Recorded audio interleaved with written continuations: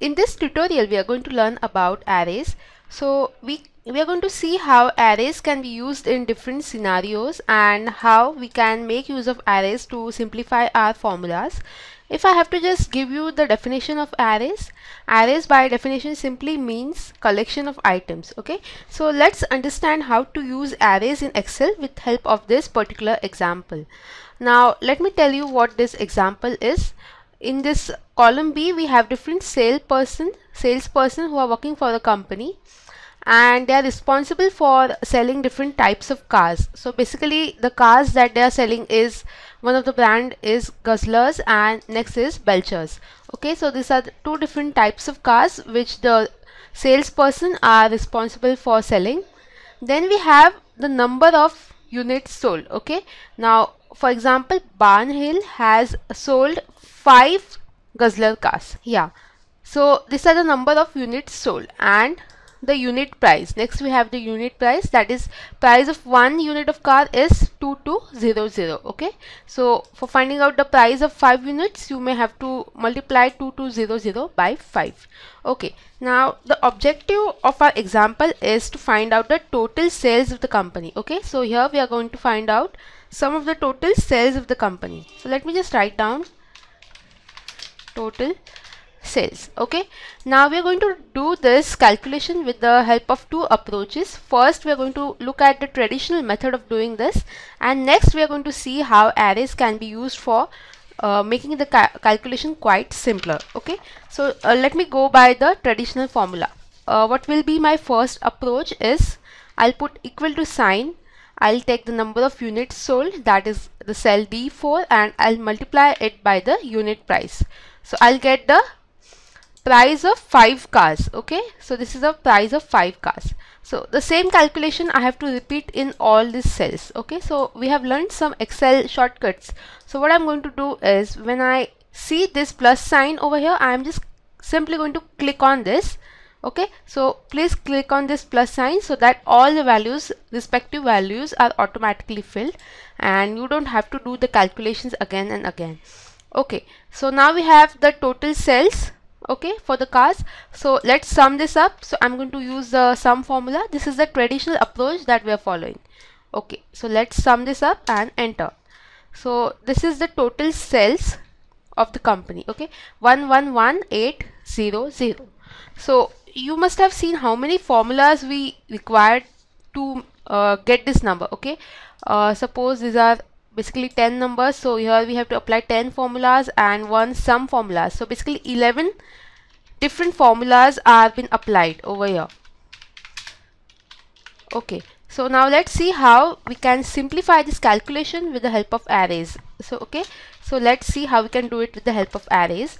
The first array that we're going to consider is number of units sold. Okay, so this will be our first array, and the second array is our unit price. Okay, so let me start by applying the formula. For array, what you have to do is put again equal to sign, then we are going to make use of the sum formula. Okay, now I'm going to select this entire array. Okay, number of units sold, I'm going to select this entire array from D4 to D13, and I'm going to multiply it by the next array of unit price. Okay, so I'm again taking this entire array for the unit price, that is E4 to E13, and let's see what happens if I press enter after completing the bracket. Okay, now you can see there is a hash value error. This does not mean that your formula is wrong. There is basically a different approach when we make use of arrays. Okay, so let me tell you how to do that. When you are using arrays, you have to press Control Shift and then you have to press enter. Okay, so this is the approach that you have to follow when you are using arrays, that is Control Shift and enter. Okay, let me again come back to this cell and I'm pressing F2. Okay, so this is basically our formula, and now let's try to press Control Shift and enter simultaneously. Okay, Control Shift and enter. Can you see now the formula is properly displayed, or the calculation and the number 111800 is now properly displayed.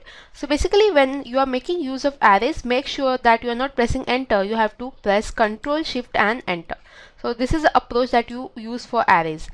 One more important thing, I'm keeping my I'm selecting this cell F18 wherein we have our answers by making use of arrays, and if you look over here you can see the curly brackets have appeared. Okay, so you can see these are the curly brackets. When there are curly brackets, it means that you have made use of arrays. Let me go to this cell where we have done the normal calculations.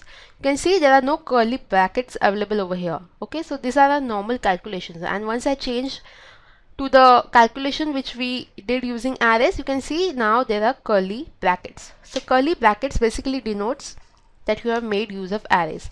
So this is the first example wherein we found out the total sales of the company with the help of arrays. Okay, so this is how you do your calculation with the help of arrays. Now that we have understood the basic of arrays, let us move to example number 2. Okay, let's do some more calculations. Now here we have two different arrays, that is column A, which consists of this particular numbers, and also we have numbers under the column, this particular column B. Okay, so these are respective numbers, series of numbers.